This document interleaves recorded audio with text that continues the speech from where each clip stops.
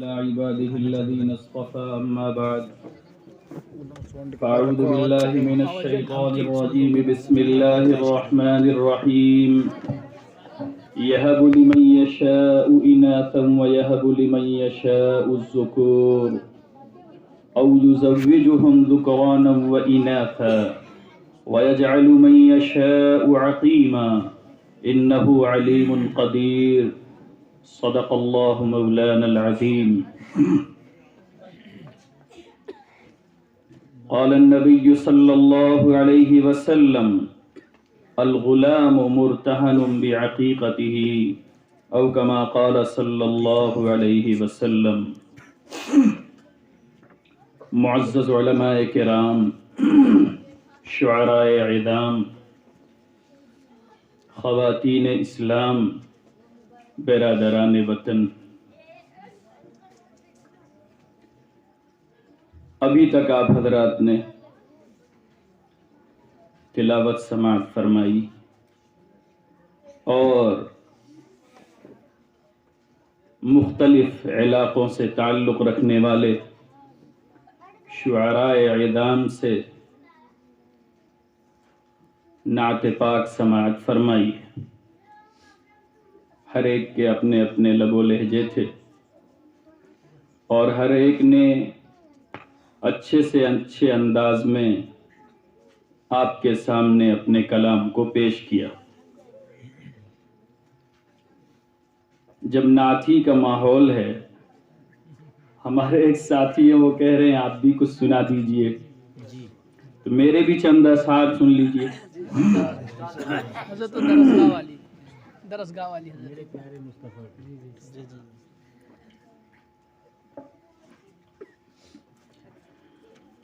سن لو میرا یہ فسانہ شاہ مدنی، سن لو میرا یہ فسانہ شاہ مدنی. ظلم کرتا ہے زمانہ شاہ مدنی. جب جب حاجی چلے مدینہ جیا ہوت بے چین، جب جب حاجی چلے مدینہ جیا ہوت بے چین. تڑپ تڑپ کر بتاؤں دنواں، تڑپ تڑپ کر بتاؤں دنواں، کٹے نہ موری رین. مجھ کو طیبہ میں، مجھ کو طیبہ میں بلانا شاہ مدنی.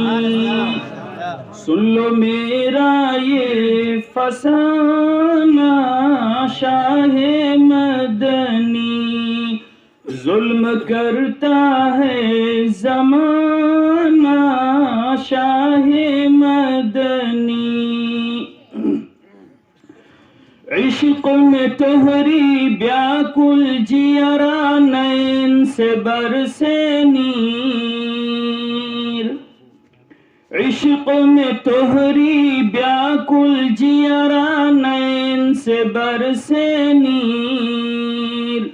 کون خطا پر روٹھے ہم سے، کون ہوئی تقصیر. ہمری بگڑی کو، ہمری بگڑی کو بنانا شاہ مدنی.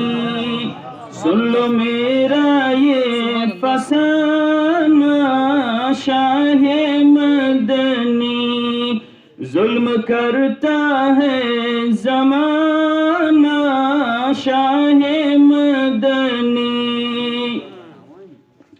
اب ہم سب کو بلوا لو آقا جی کی نہیں آس. اب ہم سب کو بلوا لو آقا جی کی نہیں آس. دکھا دو مجھ کو دیش مدینہ، بجھا دو دل کی پیاس. زمزم بھی پلانا شاہ مدنی، سن لو میرا یہ فسانہ شاہ مدنی۔ حشر کے دن کیا کیفیت ہوگی؟ حشر کے دن نفسی نفسی ہوئی چاروں اور، حشر کے دن نفسی نفسی ہوئی چاروں اور، تڑپ تڑپ کر ساری امت تاکی توہری اور، کالی کملی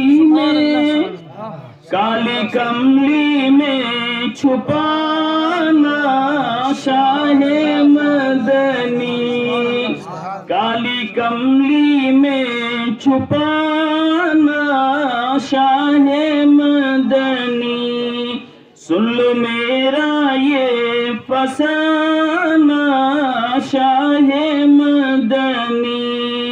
آخری مصرع۔ پل سے رات کی راہ کٹھن ہے کیسے ہوئی ہے پار، پل سے رات کی راہ کٹھن ہے کیسے ہوئی ہے پار، وہی جگہ ہماری لاج بچئی ہے امت کے سردار، پل سے رات کی راہ کٹھن ہے کیسے ہوئی ہے پار، وہی جگہ ہماری لاج بچئی ہے امت کے سردار، لاج محشر میں بچانا شاہ مدنی، لاج محشر میں بچانا شاہ مدنی، سن لو میرا یہ فسانہ شاہ مدنی، ظلم کرتا ہے زمانہ شاہ مدنی۔ ارے تو میں نے دل جوئی کے لیے پڑھ دیا بچوں، حضرت یہ بھی محبت ہے۔ میرے پیارے بہت وقت ہو گیا، حضرت ہاں کہنے تھوڑی چاہے سی رات بات بھر ہو بیٹھے۔ جائے، ہاں تھوڑی سی بات ہو جائے۔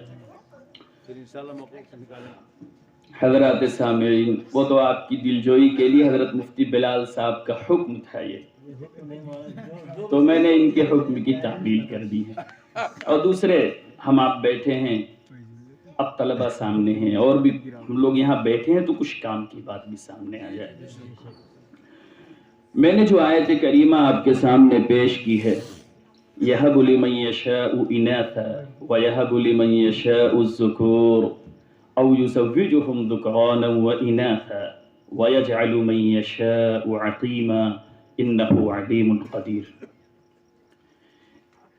ان آیات میں اللہ رب العزت نے صاف ستھرا ایک اعلان فرمایا، وہ اعلان یہ ہے کہ اولاد کا دینا اور نہ دینا یہ اللہ کے قبضہ و قدرت میں ہے، کسی انسان کے بس کی چیز نہیں ہے۔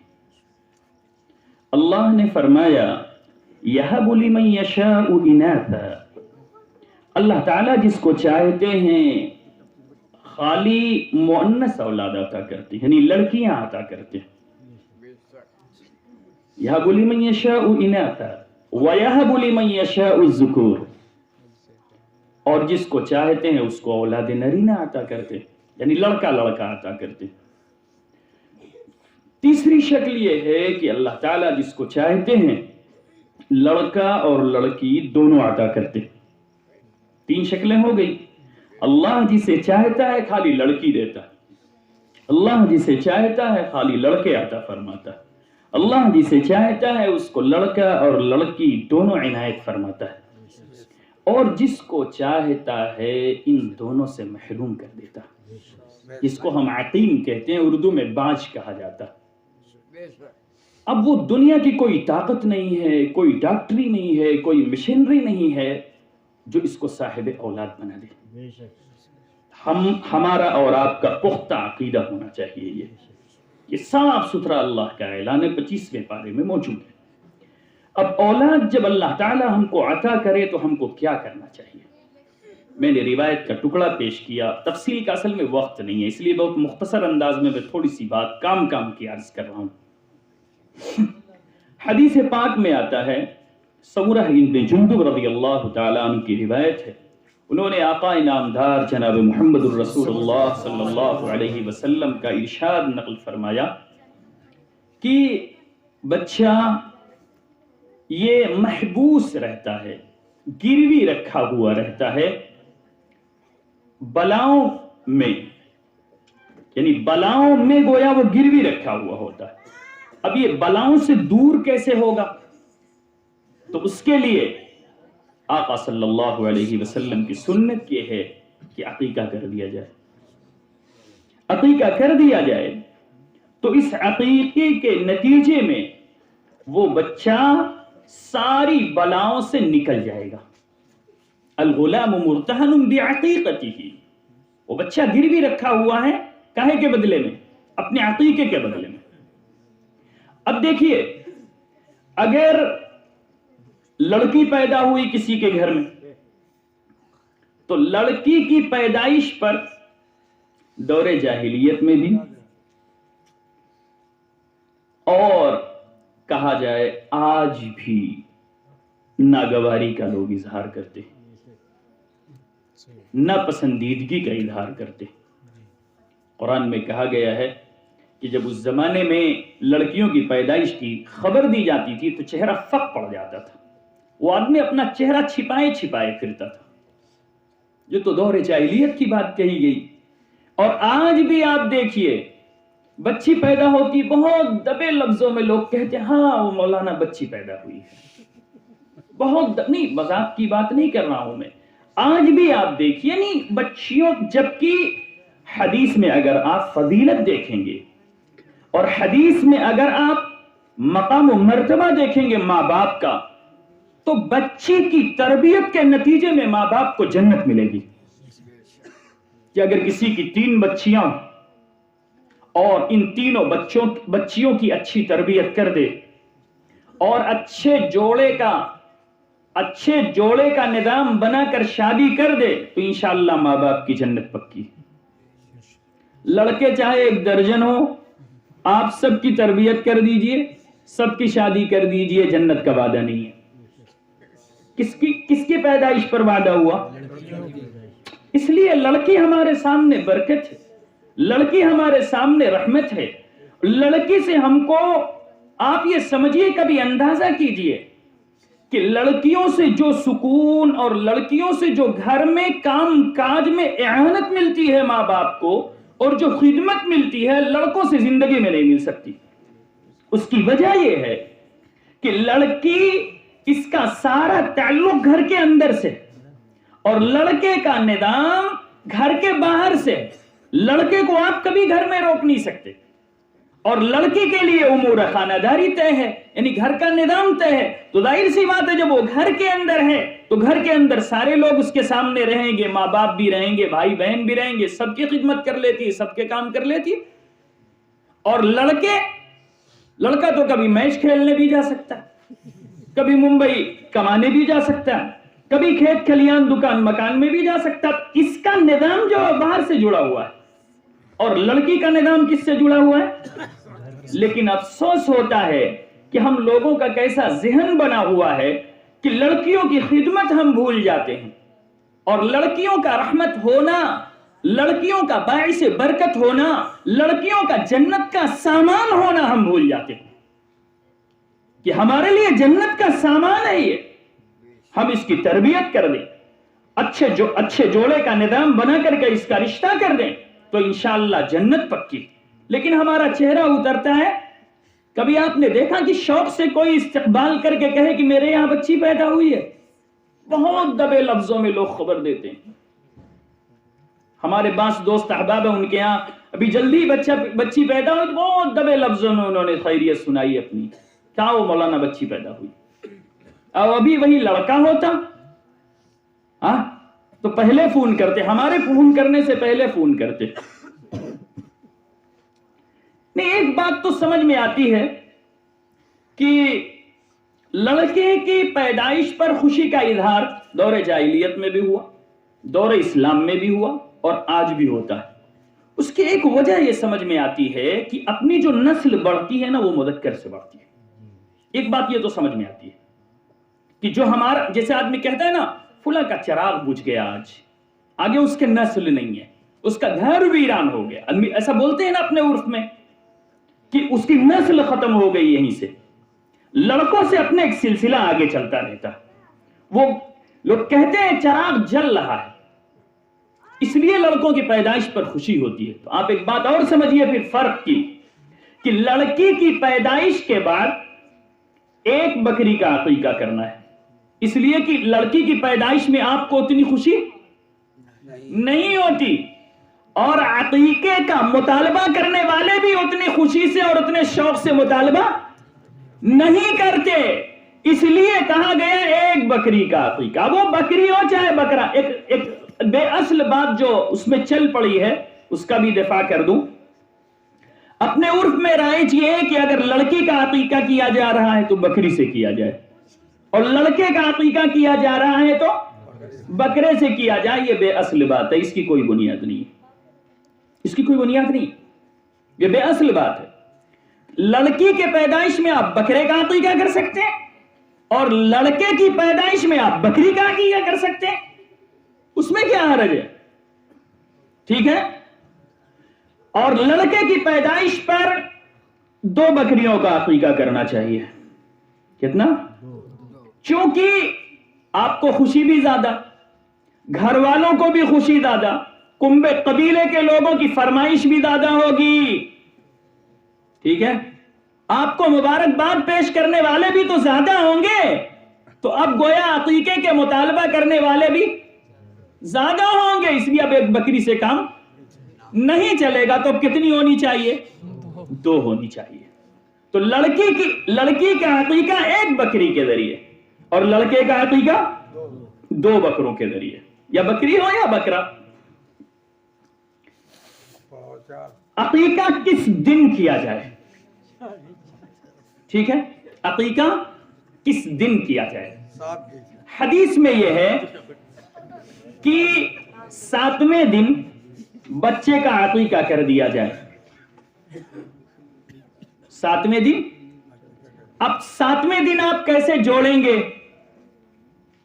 تو اس کا طریقہ یہ ہے کہ جیسے آج جمعہ ہے، اگر آج بچہ پیدا ہوا ہے تو آج کے دن کے پہلے کا جو دن ہے وہ اس کا حقیقی 7واں دن ہوگا۔ مثلا اگلی جو جمعرات آئے گی نا وہ اس کا حقیقی 7واں دن ہوگا۔ اس لیے سب سے بہتر طریقہ یہ ہے عقیقے کا کہ 7ویں دن عقیقہ کر دیا جائے، یعنی جمعرات کو عقیقہ کر دیا جائے، عقیقہ ہو جائے۔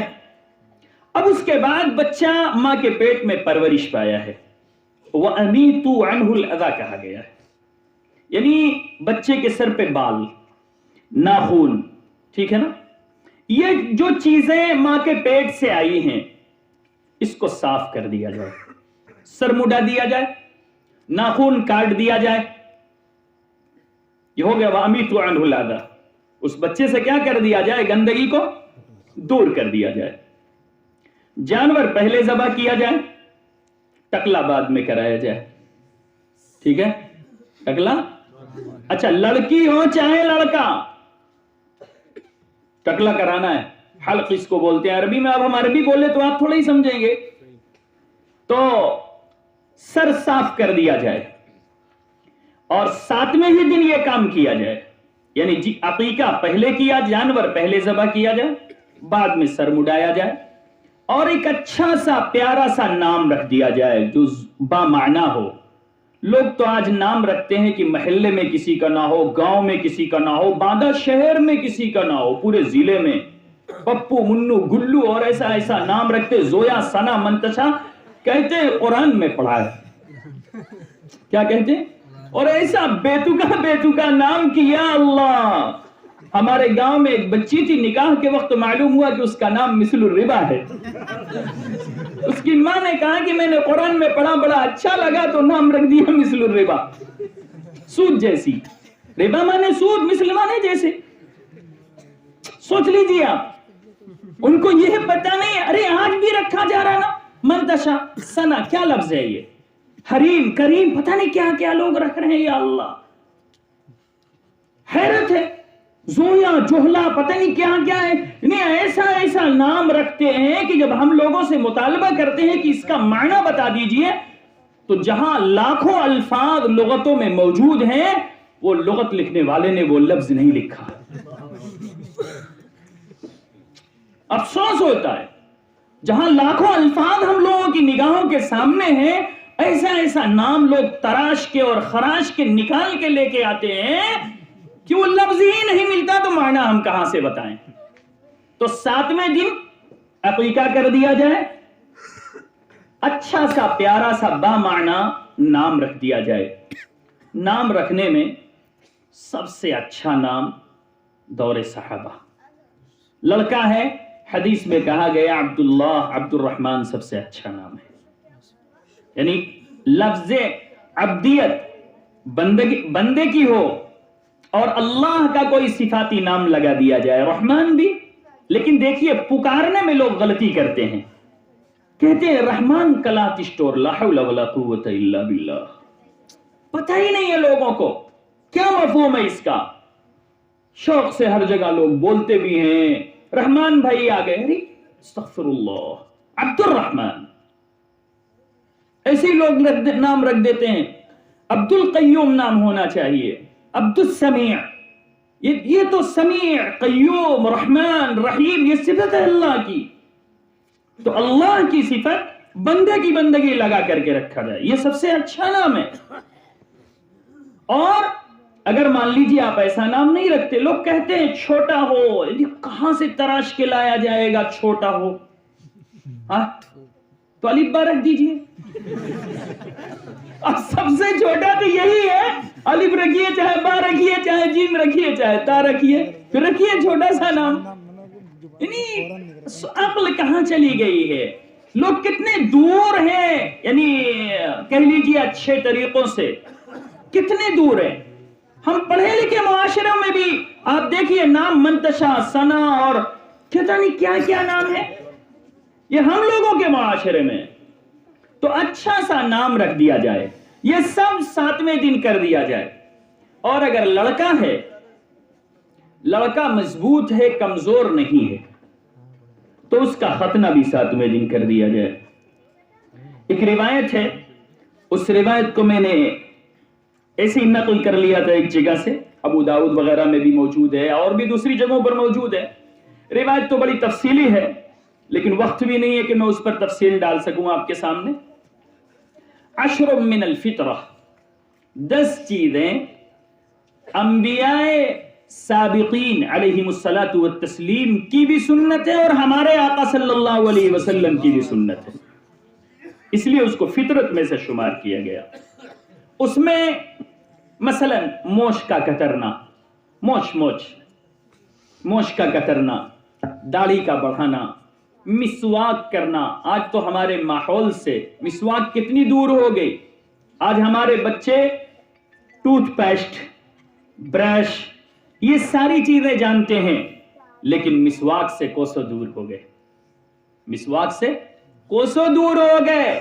مسواک کے بعض لوگوں نے 70 فائدے بیان کیے، بعض حدیث کی شرحوں میں بیان کیے گئے ہیں، اور سب سے بڑا فائدہ بیان کیا گیا ہے کہ موت کے وقت کلمہ نصیب ہوگا۔ اللہ ہم سب کا خاتمہ ایمان پر فرمائے، یعنی مسواک کرنے والے کا خاتمہ بالخیر ہوگا۔ اب اندازہ لگائیے کتنی اہم چیز ہے، لیکن آج ہمارے مزاج سے کوسوں دور ہے، کوسوں دور ہے۔ ہماری چاہت ہوتی ہے تو برش آ جاتا ہے، ٹوتھ پیسٹ آ جاتا ہے، اور بھی نہ جانے کیا کیا چیز آ جاتی ہے، قسم قسم کے صابن آ جاتے ہیں، کریم آ جاتی ہے، ساری چیز آ جاتی ہے۔ اگر ہم کوشش کر لیں تو کیا ہمارے ساتھ مسواک نہیں رہے گی؟ آج بھی آپ جائیے عربوں میں دیکھیے ان کے جیب میں مسواک ہوتی ہے کہ نہیں ہوتی؟ بلکہ بعض مسالک میں تو یہ ہے کہ عین نماز کے وقت میں مسواک کرتے ہیں، تو جیب سے نکالتے ہیں اور 2 مرتبہ ہلاتے ہیں، پھر مسواک رکھ لیتے ہیں، اللہ اکبر نیت باندھ کے کھڑے ہو جاتے ہیں۔ چونکہ بعض جگہوں پر یہ روایت ہے کہ نماز کے ساتھ ہونی چاہیے مسواک، تو اسی پہ وہ عمل کرتے ہیں ظاہر میں نے خود دیکھا بعض عربوں کو ایسا کرتے ہوئے، انہوں نے نکالا ایسا مسواک، 2 مرتبہ ایسا گھمایا، رکھ لیا، اللہ اکبر۔ ٹھیک ہے، آج ہمارے ماحول سے مسواک ختم ہو گئی، اور استنشاق یعنی ناک میں پانی ڈالنا، اور قص الاظفار ناخن کا کاٹنا، اور غسل البراجم جہاں کھال مڑتی ہے نہانے کے وقت میں ایسی جگہوں پر اہتمام سے انگلی پھیر لینی چاہیے، مثلا بغل ہے، انگلیوں کے بیچ میں ہے، کان ہے، یہ سب جگہیں ہیں نا، خاص طریقے سے اگر ڈائریکٹ ایسا پانی ڈالا جائے تو ان جگہوں پر جلدی نہیں پہنچتا۔ ہماری خواتین ہیں، پیاری مائیں اور بہنیں ہیں، انہوں نے کان چھیدا رکھے ہیں، کان میں جھالا بالا ہے، اور ناک چھیدی ہے تو ناک میں نتھیا ہے، یہ سب ہلا کے پانی پہنچانا چاہیے۔ اور انگوٹھی ہے اگر ہاتھ میں تو انگوٹھی کو حرکت دینی چاہیے، ورنہ ان جگہوں پہ جہاں جہاں جوڑ جیسی کیفیت ہے کہ جہاں جا کے میل بھی جمتا ہے وہاں پانی خود بخود نہیں پہنچتا، تو اس کو ذرا ہاتھ سے پھیر دینا چاہیے کہ کان میں انگلی ڈال کر کے ایسا پورے کان کو، یہ ہے غسل براجم۔ اور بغل کے بال ہیں، اور بھی منہ زیر ناف وغیرہ ہیں، انتقاص الماء استنجا کرنا ہے پانی کے ذریعے سے۔ آج تو ہمارے نوجوان ماشاءاللہ گاڑی سے چل رہے ہیں، استنجے کی ضرورت ہوئی، بہت شوق سے گاڑی کو سائٹ لگایا، نہ دیکھا پورب، نہ دیکھا پچھم، نہ دیکھا اتر، نہ دیکھا دکھن، عطا پتہ نہیں ہے، جنس بیٹھنے ہی نہیں دے گی، آپ بیٹھائیں گے کیسے؟ بیٹھائیں گے کیسے؟ اتنی چست جنس ہے وہ بیٹھنے ہی نہیں دے گی، اور وہ مجبور ہے بیچارہ کھڑے ہو کے جو ہے اپنا، نہ کسی رخ کو دیکھا، جبکہ کہا جا رہا ہے کہ صفائی ستھرائی پانی کے ذریعے سے کی جائے، بلکہ اس سے بھی اچھی چیز قرآن کریم میں اللہ رب العزت نے قبا والوں کے متعلق یہ آیت اتاری ہے، فیہ رجال یحبون ان یتطہروا واللہ یحب المطہرین۔ یہ قبا والوں کے سلسلے میں اتری، وہ لوگ، ان کا طریقہ طہارت کیا تھا کہ وہ لوگ پہلے ڈلا استعمال کرتے اور اس سے اپنا اس مقام کو خشک کر لیتے اچھی طرح، اب اس کے بعد پھر پانی استعمال کرتے، تو اللہ نے ان کی تعریف کی۔ کس نے تعریف کی؟ اور قیامت تک قرآن میں پڑھا جائے گا یہ لفظ، فیہ رجال یحبون ان یتطہروا واللہ یحب المطہرین۔ تو اہتمام سے استنجا کرنا چاہیے، استنجا مطلب پانی لینا چاہیے۔ اور میں نوجوانوں سے ایک بات کہوں گا، اگر آپ کو آج ڈلا نہ ملے، پانی نہ ملے، آج تو بہت آسان ہے، ٹیشو پیپر کا بنڈل آتا ہے، ہر وقت آپ اپنے جیب میں اس کو رکھے رہیے موڑ کر کے، سفر میں جا رہے ہو موڑ کے رکھ لیجیے، آپ یوں بھی جیب میں رکھے رہیے، کہیں پانی گر گیا، کہیں آپ کے کپڑے میں کچھ لگ گیا، کوئی ایسی ناگوار چیز ہوئی، کھٹ سے پیپر نکالا، صاف کر لیا، کیا مشکل ہے؟ بہت مشکل ہے۔ آج کے دور میں تو آپ پاک رہ سکتے ہیں نا، ورنہ موت کا تو کوئی وقت نہیں متعین ہے، اگر خدا نخواستہ موت آ جائے تو آپ کس حالت میں جا رہے ہیں؟ کبھی سوچتے ہیں ہم؟ کبھی سوچتے ہیں؟ آج تو بہت آسان ہے۔ اسی روایت، یہ جو لمبی روایت ہے، اس میں 10 چیزیں ہیں، اور آخری چیز تھی مدمدہ یعنی کلی کرنا۔ تو یہ مدمدہ اور ناک میں پانی ڈالنا غسل میں تو واجب ہے، فرض ہے کہہ لیجئے، واجب نہ کہیے، فرض کہیے۔ غسل میں 3 فرض ہیں۔ سب سے پہلا فرض ہے منہ بھر کر کے کلی کرنا، جسے ہم اپنی زبان میں کہتے ہیں روزہ نہ ہو تو غرارہ کرنا۔ کیا کرنا؟ یعنی منہ بھر کے کلی کرنا۔ اور دوسری چیز ہے ناک کے نرم حصے تک پانی پہنچانا، جو ابھی آپ نے پڑھا نا، استنشاق الماء، پانی کو ناک میں اچھی طرح داخل کرنا، اس کے بعد وہاں سے ہوا کی تیزی کے ساتھ صاف کرنا۔ تو اب دیکھیے، ناک میں پانی ڈالنا، اچھی طرح 3 مرتبہ پانی ڈالنا چاہیے۔ اس کے بعد پھر پورے بدن پر اس طرح پانی بہانا چاہیے کہ بال برابر بھی کوئی جگہ خشک نہ رہ جائے۔ آج ہمارے نوجوان ہیں اہتمام ہی نہیں ہے ان چیزوں کا. بعد بڑی عمر کے لوگ ہیں نہانے کے وقت بھی ہم کو سطر چاہیے اور مردوں کا سطر یہاں سے من السرۃ الی الرکبہ یعنی اتنا مستور ہونا چاہیے ناف سے لے کر کے یہاں تک. بعض بڈھے لوگ ہو گئے بڑی عمر کے لوگ ہو گئے جاگیاں پہنے ہیں باہر ہینڈ پائپ پہ نہاتے ہیں شوق سے. میں نے خود دیکھا ہے ان کو علم نہیں ہے. بتائیے 60 سال 70 سال زمین پر رہ گئے ابھی ان کو علم یہ نہیں ہے کہ ہاں سطر ہمارا کہاں سے کہاں تک ہے. یہ تو افسوس کی چیز ہے نا. اسی روایت کو یہ تو حضرت عائشہ صدیقہ رضی اللہ تعالی عنہا نے نقل کیا تو ان کی روایت میں 10 چیزیں ہیں. ابو داؤد وغیرہ میں بھی روایت موجود ہے دوسری جگہوں پر بھی موجود ہے. بڑی مشہور روایت ہے. بعض روایتوں میں 5 کا تذکرہ اور ابھی بتایا حضرت مفتی بلال صاحب نے بعض روایتوں میں اور بھی اس سے زیادہ کا تذکرہ ہے. اسی روایت کو حضرت عمار بن یاسر رضی اللہ تعالیٰ عنہ نے نقل کیا ہے تو انہوں نے اپنی سند میں اعفاء لحیہ کا تذکرہ نہ کر کے ختان کا تذکرہ کیا یعنی ختنہ کرنا. ختنہ کیا ہے؟ وہ چمڑی تھوڑی سی بڑی ہوتی ہے اپنی زبان میں کہا جائے مسلمان کو مسلمان بنانا بچے کو کیا بنانا. اسی لیے دیہاتی لوگ اس کا نام رکھتے ہیں مسلمانی. یا اللہ کیا نام رکھتے ہیں پتہ نہیں آپ کی طرف کہتے ہیں کہ نہیں کہتے. ہماری طرف بولتے ہیں مسلمانی کرانا. ارے بچہ تو پہلے ہی سے مسلمان ہے. کل مولود یولد علی فطرۃ الاسلام فابواہ یحودانہ او ینصرانہ او یمجسانہ او کما قال صلی اللہ علیہ وسلم. ہر بچہ جو پیدا ہوتا ہے وہ فطرت اسلام پر پیدا ہوتا ہے. کل مولود یولد علی فطرۃ الاسلام فابواہ یحودانہ. ماں باپ اگر یہودی ہیں تو بچے کو یہودی بنا لیتے. وہ ماں باپ کو جو کرتا ہوا دیکھتا ہے اس طریقے سے متاثر ہو جاتا ہے. اور ماں باپ اگر عیسائی ہیں ان افعال کو کرتے ہوئے بچہ دیکھتا ہے تو بچہ بھی عیسائی ہو جاتا ہے. اگر وہ کیا کہتے ہیں کسی دوسرے مذہب سے تعلق رکھتے ہیں تو جو بچہ اپنے ماں باپ کو کرتے ہوئے دیکھتا ہے اسی سے متاثر ہو جاتا ہے.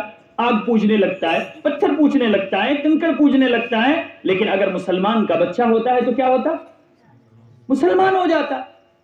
دو ایک طریقہ میں اور بتا کر کے بات ختم کر دوں.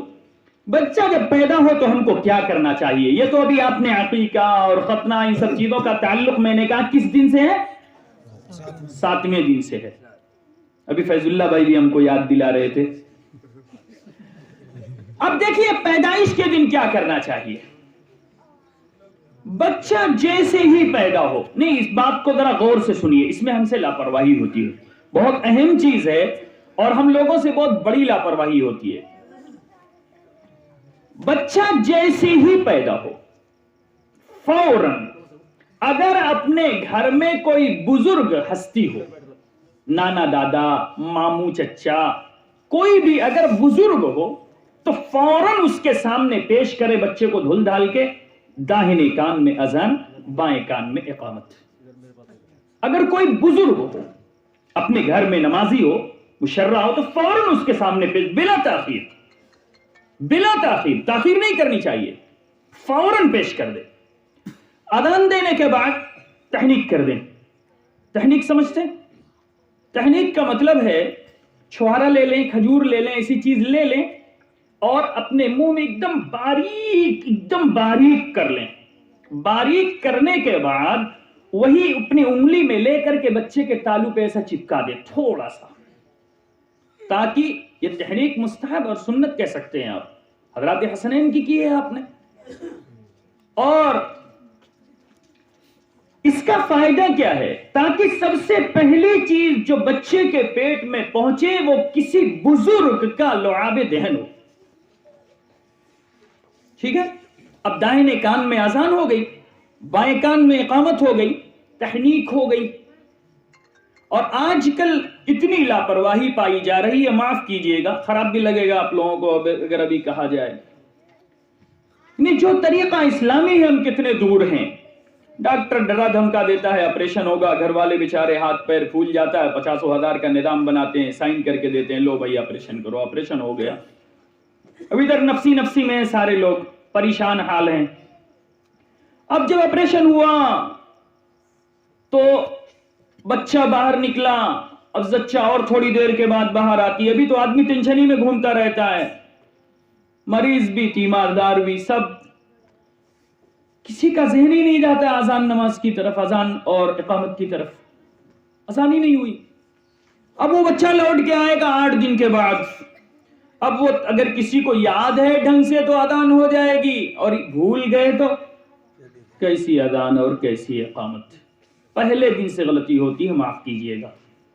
فقہا نے یہاں تک لکھا ہے، غور سے سنیے، اگر کوئی مرد مل جائے، بزرگ مل جائے، تب تو ٹھیک ہے، مرد کے سامنے اس بچے کو پیش کیا جائے اور داہنے کان میں اذان بائیں کان میں اقامت کہلوا دی جائے. اگر مرد نہیں ہے تو کسی خاتون کو مکلف بنایا جائے. کوئی عورت ہو جو اذان کے کلمات داہنے کان میں کہہ دے اور بائیں کان میں اقامت کہے. عورت کہہ دے خود اس گھر کی، انتظار نہ کرے. یہ اتصال چاہیے، یعنی بچہ جیسے ہی پیدا ہوا ہے فوراً، تاکہ اس کے کان میں جو چیز سب سے پہلے پڑے وہ اللہ اکبر کی صدا ہو، اللہ کی کبریائی، اللہ کی عظمت کان کے واسطے سے اس کے دل تک پہنچ جائے. حی علی الصلاح اور حی علی الفلاح کی صدا اس کے دل تک ٹکرا جائے، فوراً اذان دی جائے. عورت اذان کہتے. اگر کوئی عورت بھی نہیں ہے، چلیے ہم کہتے ہیں مرد بھی نہیں عورت بھی نہیں، ارے عورت تو کوئی نہ کوئی رہے گی، لیکن مان لیجئے نہیں ہے کہ اس کو الفاظ یاد نہیں ہے یا ہے نہیں، وہ ماں خود کہہ دے جس کا وہ بچہ. اذان کے لیے طہارت شرط نہیں ہے. اذان کے لیے آج تک کبھی نہ آپ نے سنا ہوگا کہ کوئی عورت اذان دے دے. سنا کبھی؟ لوگ محلے کے امام کو تلاش کر کے لاتے ہیں، مؤذن صاحب کو تلاش کر کے لے آتے ہیں. ہمارے عرف میں بھی ہم نے بھی بعد محلے کے بچوں کے کان میں اذان دی، لوگ بہت اہتمام سے بلا کے لے آئے اور اس کے بعد ایک کاغذ میں چھوارا دیتے ہیں. پتہ نہیں کیا کیا رسم ہے، اللہ جانے. دیکھیے فوراً اذان دینے کا اہتمام کرنا چاہیے تاکہ اس کے کان میں اور کوئی دنیاوی چیز نہ پڑی ہو، اور کوئی نہ ہو تو وہ عورت خود اذان دے دے جب دے سکے. جب اس کے اندر طاقت ہو جائے، تھوڑی دیر میں تو سمجھ جائے گی، فوراً دے دے. ان چیزوں میں ہم سے بڑی لاپرواہی ہو رہی ہے. اور جب بچہ بولنے لگے تو ہم لوگوں کو بجائے اس کے کہ اس کو ہم فلمی گانے یاد کرائیں، ڈائیلاگ یاد کرائیں اور بھی دوسرے الفاظ یاد کرائیں، سب سے پہلے ہم کو اللہ، لا الہ الا اللہ، اس قسم کے الفاظ یاد کرانے چاہیے. اب آپ کو بتاؤں، آپ بھی سوچیں گے کہ اگر معصوم سا بچہ اللہ اللہ کہے گا تو ہم کو کیا ملے گا. ایک بہت بڑے آدمی ہے، انہوں نے اپنی کتاب میں لکھا ہے کہ جب معصوم سا بچہ اللہ اللہ کہہ دیتا ہے، اللہ کی قدرت کو جلال آ جاتا ہے، اللہ تعالیٰ ماں اور باپ دونوں کی مغفرت کے فیصلے فرما دیتا ہے. یہ سنا آپ نے کہ اللہ اللہ کہنے کا کیا فائدہ؟ ہم لوگوں کو تو ابھی احساس ہی نہیں ان چیزوں کا. گانے یاد کرا دیں گے، نہ جانے کتنے ڈائیلاگ یاد کرا دیں گے. اور میں اپنی ماں اور بہنوں سے کہوں گا کہ بچوں کو کبھی کتوں سے، بلی سے، شیر سے نہ ڈرایا جائے. اس کا بہت غلط اثر ان کے ذہن پہ پڑتا ہے، ان کے دل پہ پڑتا ہے. بعد میں وہ بچہ جھجکنے لگتا ہے، بعد میں وہ بچہ روتا ہے، تب یہ کہیں گے مولوی صاحب گنڈا بنا دو، تعویذ بنا دو. بچہ چونکتا ہے، بچہ روتا ہے، کان میں کس نے ڈالا اس کے کتا، چپ چپ چپ بلی آ جائے گی. کس نے ڈالا یہ بلی؟ کس نے ڈالا یہ؟ پھر کیوں آپ نے ایسا کیا؟ کیوں کیا آپ نے؟ اس کے کان میں آپ نے ڈلوایا نا. اس لیے ان الفاظ سے بچے کے کان کو محفوظ رکھنا چاہیے. کبھی نہ کہیے کہ کتا آ جائے گا، کبھی نہ کہیے کہ بلی آ جائے گی، کبھی نہ کہیے کہ شیر آ جائے گا. اور بعض عورتیں تو اپنے ابا سے ڈراتی، اس کے ابا سے. چپ، یہ ابو آ جائیں گے تو رے. یا اللہ بھئی، کیا باپ کوئی شیر ہے؟ کیوں آپ ڈراتے ہیں اس کو؟ نہیں، دیکھیے مذاق کی بات نہیں ہے، اس سے بچے کا دل متاثر ہوتا. جیسے بڑے لوگ ہیں، منع کیا جاتا ہے کہ صدمے کی کوئی بات ان کے سامنے نہ پیش کیا جائے. جب ایک 70 سال کا آدمی ایک ٹینشن کی بات نہیں برداشت کر پاتا، ہارٹ اٹیک ہو جاتا ہے، ابھی مالی نقصان کی خبر اس کو نتیجہ ہے ہارٹ اٹیک ہو جائے گا. اور جو بچہ 1 دن کا ہے، 24 گھنٹہ کا ہے، 6 مہینے کا، آپ اس وقت ہر وقت اس کے کان میں ڈال لے، بلی کاٹ لے گی اور کتا کاٹ لے گا، ابا مار دیں گے، تو اس کا دل کہاں جائے گا؟ سمجھو ان چیزوں کو. آج جیسی تربیت ہم سب کو کرنی چاہیے، ہم بچوں کی تربیت نہیں کر پا رہے ہیں. اللہ تعالیٰ کہنے سننے سے زیادہ ہم سب لوگوں کو عمل کی توفیق نصیب فرمائے. وآخر دعوانا الحمدللہ رب العالمین. درود شریف پڑھ لیجئے اور دعا کر لیجئے.